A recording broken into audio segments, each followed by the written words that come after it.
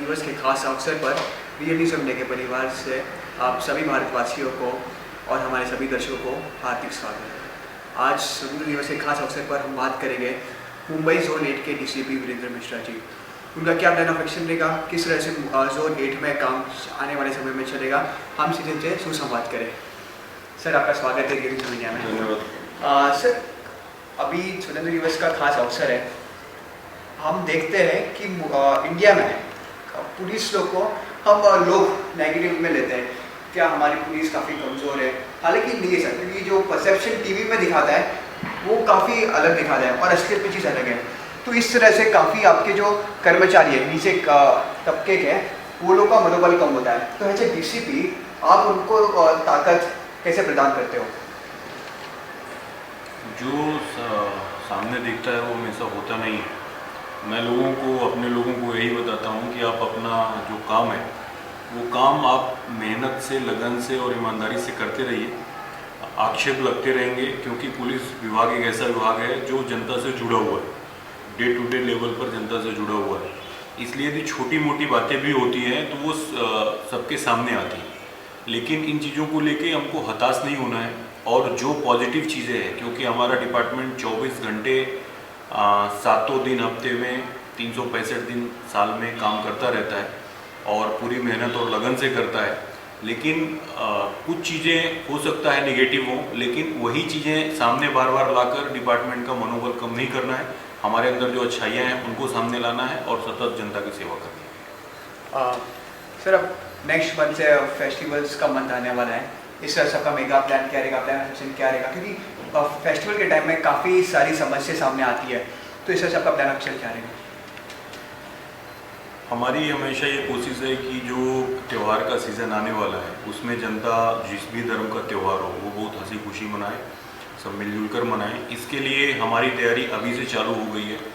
हम लोगों से ज़्यादा से ज़्यादा संपर्क में रहते हैं, अपना त्यौहार किस तरह से मनाना चाहिए और इस तरह से मनाना चाहिए कि हमको खुशी हो लेकिन दूसरे को तकलीफ़ ना हो। उसके लिए हम लोगों की मीटिंग्स लेते हैं, वहाँ पे मोहल्लों में जाकर उनसे बात करते हैं, उनको कायदे कानून समझाते हैं और अपनी जो फोर्स है उस फोर्स को हम ज़्यादा से ज़्यादा स्ट्रेंथन करने की कोशिश करते हैं कि जिससे आने वाले समय में, क्योंकि बहुत लंबा समय चलने वाला है, वो पूरी ऊर्जा से और पूरी लगन से और पूरे उत्साह से काम कर सके।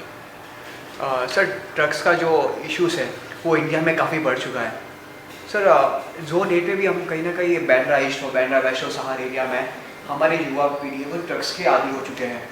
तो आप एज ए डीसीपी आपका परसेप्शन क्या है, आप कैसे इस जंग से लड़ोगे? क्या हमारे जोन 8 से ड्रग्स बंद हो जाए, हमारे युवा ड्रग्स ना लें? बांद्रा ईस्ट और सहार एरिया जो है वो जोन 8 में है। तो शुरुआत से ही हमने ज़्यादा से ज़्यादा प्रेशर कायम करने की कोशिश की है, जिससे जो ड्रग के जो पेडलर है वो पेडलर हमारे एरिया से बाहर जाएं। हमने कुछ रेड्स भी किए हैं जिसमें हमको पेडलर मिले हैं और जो पीने वाले हैं उन पे सतत पुलिस कार्रवाई कर रही है। लेकिन ये इसका एक पहलू है। दूसरा पहलू ये है कि जो युवा वर्ग है जो इसमें लिप्त हो चुका है उसको किस तरह से इससे बाहर लाया जाए, उसको किस तरह से सही रास्ता दिखाया जाए और किस तरह से उस पर वॉच रखी जाए कि यदि वो एक बाउंड्री लाइन में है, वो ड्रग में गिरने वाला है, तो उसको वहाँ से पीछे लाया जाए। उसके लिए जो NGOs है और जो सोसाइटी के सम्मानित लोग हैं उनके साथ मीटिंग लेना, बात करना, स्कूल कॉलेजेस में कांटेक्ट करना, ये हमारा चालू है। और बाकी जो अपराधियों पर अंकुश कसने का काम है वो तो मुंबई पुलिस पूरी मेहनत से कर रही है। और यदि आप देखेंगे तो पिछले साल के मुकाबले इस साल जो ड्रग्स के विरुद्ध केसेस हैं वो केसेस काफ़ी ज़्यादा मात्रा में, कई गुना ज़्यादा है। तो इस तरह से हम दोनों तरह के काम कर रहे हैं। एक है उनको समझाने का काम और दूसरा है अपराधियों पर अंकुश कसने का काम। सर, जोन 8 का सबसे बड़ा खुशी की बात हम देख सकते हैं कि यहाँ पर उत्पीड़न के ज़्यादा नहीं होता है, यहाँ पर अत्याचार ज़्यादा नहीं होता है। तो काफ़ी अगर चोरी हो, काफ़ी सारे समस्या हो जो नेगेटिव हो, यहाँ पर ज़्यादा नहीं होता है।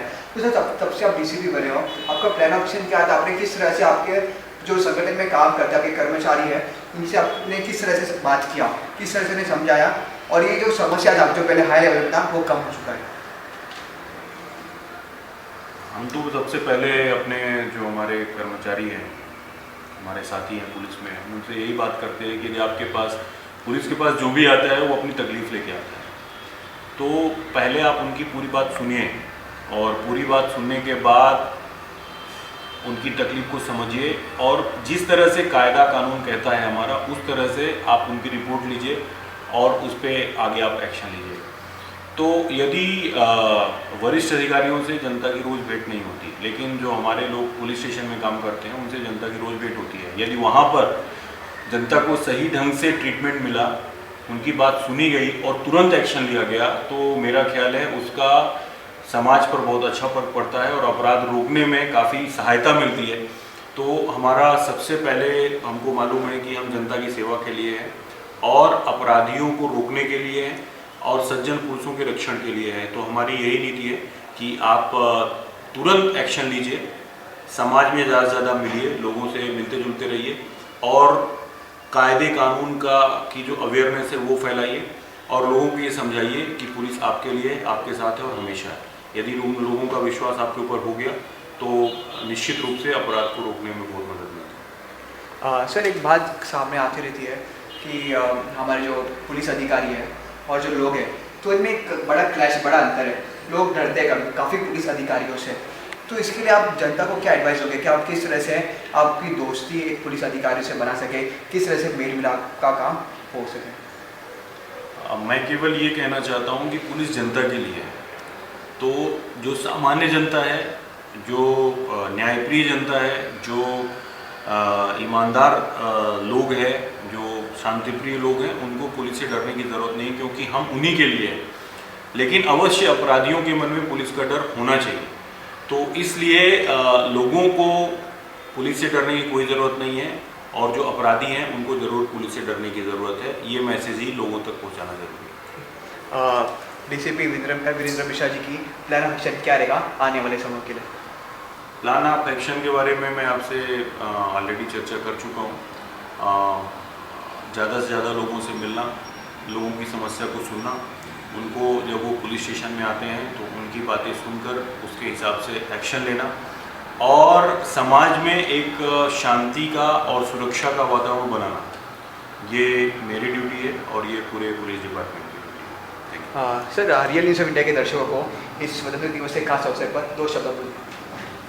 मैं सारे आपके दर्शकों को अपनी तरफ से और सारे भारतवासियों को भी अपनी तरफ से, पूरे पुलिस डिपार्टमेंट की तरफ से स्वतंत्रता दिन की बहुत बहुत शुभकामना देता हूं और मैं अपेक्षा करता हूं कि आगे वाला जो आने वाला आपका समय है वो बहुत ही हंसी खुशी का होगा। आपके परिवार में और पूरे समाज में खुशहाली फैलेगी और हम सब लोग इस महान देश के निवासी हैं, इस गर्व के साथ हम भविष्य में जी सकेंगे।